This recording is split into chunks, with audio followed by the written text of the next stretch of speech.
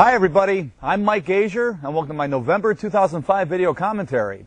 And over the last couple of years, I've tried to bring you these commentaries from, I don't know, not necessarily exotic locations, but at least different backgrounds. I've done a couple for you from Bermuda, done a couple for you from the Cayman Islands, and those of you that have watched these might recognize this background, which I've used a few times, but I've never explained it. But this is the view of my backyard. This is directly off the back of my house, and the little image that you're watching is probably not doing it justice, but I got a view of about 100 miles, and I love it up here. It's one of my favorite places on earth. But to the task at hand, we're in the midst this year of going from one financial market and product to another, and what we're in the middle of right now is still our derivative conversation. Derivative usage has exploded in the last 10, 15 years, and we started with the discussion about just what a derivative is. We talked about options. What we're talking about this month, futures and forward contracts, which I always group together, even in my classes, because if no one's ever said it to you, futures and forwards are essentially the identical premise. It's agreeing to the price of something now for the delivery of the thing sometime later. So, for example, if I needed 10 million British pounds 30 days from now, I might call up one of the big banks, call up Citibank and say, hey, Citibank, I need 10 million British pounds delivered to me in 30 days. How much? And Citibank might come back. We'll charge you $1.85 per British pound, Mike. And I'm like, okay, good. Sounds good. Done. What I just did there is I bought a 30-day forward contract on the British pound. 30 days from now, Citibank will deliver to me the 10 million British pounds that I wanted, and I will pay them $1.85 per British pound like I said I would. It's a simple thing, but here's what I want you to extract from what just happened. This is true, what I'm going to say right now, of both forwards and of futures. But if your initial transaction is to buy a forward, like I just did, or in just another minute or two, a futures contract, if your initial transaction is to buy it, you have gone long the underlying thing. By buying that forward contract like I just did, I just went long the British pound. And, you know, you might as well look at the other side of it. Citibank, who sold me this 30-day forward contract, they are now effectively short the British pound in this contract we did.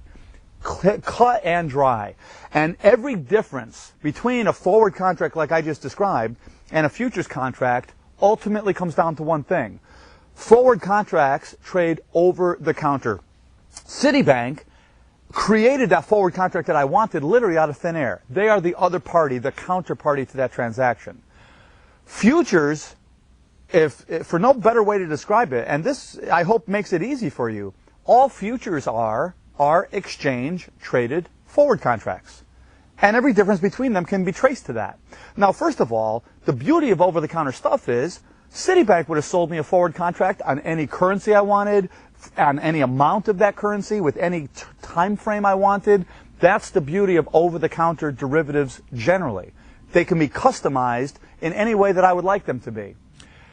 For anything to trade on an exchange, there needs to be uniformity. Like, for example, corn futures. The contract size is 5,000 bushels of corn. They're all 5,000 bushels. And there's a very specific day during each delivery period, a day of the month, that they're deliverable. You need to have that uniformity, because if I were to, let's say, sell you a March 2006 corn futures contract. Now, by the way, by selling it to you, I just went short corn. If you bought that futures contract from me, you've gone long the corn market. Same rule applies. But the thing is, you know, when you buy it, what you just did there is you just obligated yourself, come next March, to accept 5,000 bushels of corn delivered from me. And my obligation is the opposite of yours. I'm now obligated to deliver that corn to you come next March. And if either of us decides, like, we don't want to hold up our end, like you decide you don't want the corn, well, you bought that contract to open your position, you damn well better sell it sometime before next March. But here's the thing. You don't have to sell it back to me. Your opening transaction was to buy it. you could sell it to anybody, and that would offset your initial transaction. You need that uniformity. So like in my case, I don't have to buy back the contract I sold you, because if I buy back any March contract, it has exactly the same parameters as the one I initially sold you. So buying any other March 2006 corn futures contract offsets my position. I need 2 good minutes of attention right now, because here's where problems with futures come for the human beings and for the computers.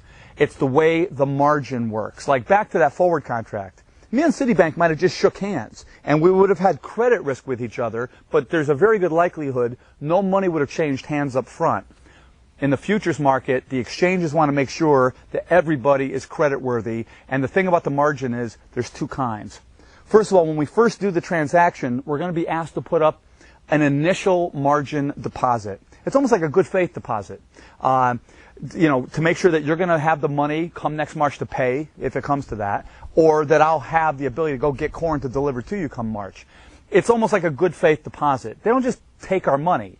We deposit it into our account. It can be, cash is the easiest, but we could also deposit securities. It's still our money or our securities, but now that money is locked up in the account while this futures contract is open between us. So however we satisfy the initial margin, cash or securities, we have to do it the day we do the trade. Futures settle same day. So we do that. Now let's say tomorrow the corn price goes up from $2.50, which let's say is the price that we agreed to $2.55. The second kind of margin I want you aware of is, I learned it 20 whatever years ago, as maintenance margin. You might hear other people describe it as variance margin. I've also heard it called mark-to-market margin. But here's the thing. One of us is getting a phone call from our broker, a margin call, saying that if we want to keep this futures contract open, we need to add that money in cash into our account. And as far as who's happy about the corn prices being up, I would suggest it's you. You bought it for $2.50. It's up to $2.55. You're happy. Well, then I'm the one who's going to get the phone call that I have to add that nickel a bushel in cash to my account. And what's wild is I have to do that the day the price changed the nickel. But what's wild is overnight, the clearing operations of the exchange will move that nickel out of my account into your account the next day. So that nickel profit that you have going, it's actually realized. You have it in cash. And you want to take it out, take it out. Invest it, spend it, whatever. But remember, if that price goes right back to $2.50 the next day, then that nickel's going to come out of your account and back to mine. And literally every day this contract is open between us, if there's price movement, money's moving. So you have the initial margin deposit and now this daily maintenance margin. It's what, like I said, takes the credit risk out of the transaction. And if the day should come that my broker calls me again saying, Mike, price is up again, you need to add more money, and I say to them, man, like, I'm tapped out. I don't got no more money. What they're going to do is going to close my position down. They're going to go back into the marketplace, buy a March contract to close me down, and boom. And it don't matter who you are. And it's not even a judgment call by the broker. That's exchange policy. The client can't meet a margin call. You got to shut them down. Now, one last thing. I was strenuously explaining the difference between when you're long and when you're short. Now, if you're a speculator, which is fine, maybe as an individual, you want to speculate in some marketplace, well, if you think the price of something is going to go up, you're going to want to go long that thing. However, you could buy a forward or future. We just talked about that. You could also buy a call option. If you want to bet, I'm speculating now, remember, if I want to bet that something's going to go down in price, then I'm going to want to short it, which means I could go short via a future or forward contract. I could buy a put option. But remember, a lot of institutional investors, the only reason they use derivatives at all is for hedging. So if you saw me going short corn futures and I want to argue that it's a hedge, you better go check and ask me, Mike, where are you long corn? Because if I can't show you where I'm long corn, that's what makes it a hedge. Hedging, remember, this is now the third one of these video commentaries where we had to talk about this.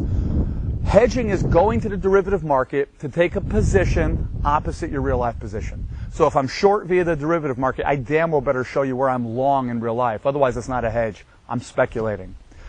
We have one more 2005 commentary, and it's our last one and our last derivatives one. And next month, we're going to be talking about swaps. What is a swap?